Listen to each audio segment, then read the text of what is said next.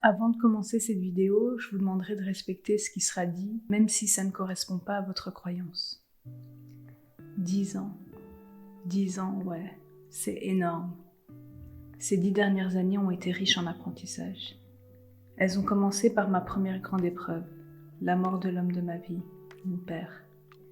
J'ai appris à vivre sans sa présence au quotidien et sans un homme à la maison. Ça n'a pas été facile, mais j'ai suivi ma route. Moment de gêne dans la salle, je suppose. Ne vous inquiétez pas, je vais bien, c'est la vie. 20 ans. Études, dodo, fou rire avec les potos. Don't worry, be happy. Boum, 21 ans. Mort de ma cousine que j'aimais comme ma sœur. Le choc. Boum boum, même année, ma mère a un cancer. Je m'effondre.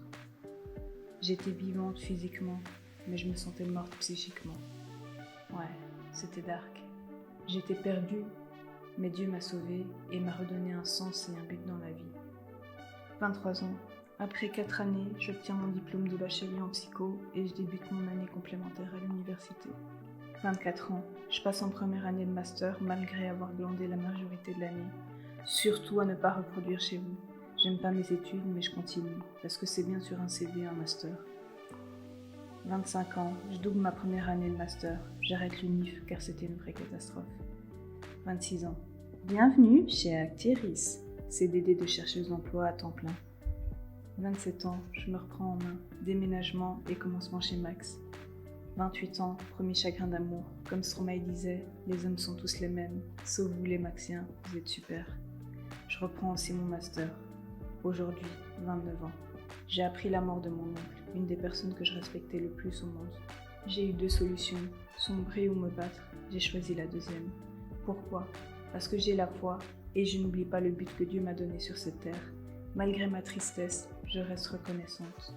Il y a tellement de bonté dans ce monde, on doit juste apprendre à ouvrir les yeux.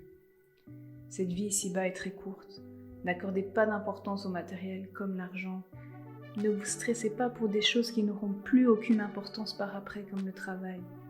Au final, quand vous mourrez, ce n'est pas ça qui comptera. Vous serez rétribué pour des choses bien plus importantes. Pensez à vous, à vos proches, dites-leur que vous les aimez avant de ne plus en avoir l'opportunité.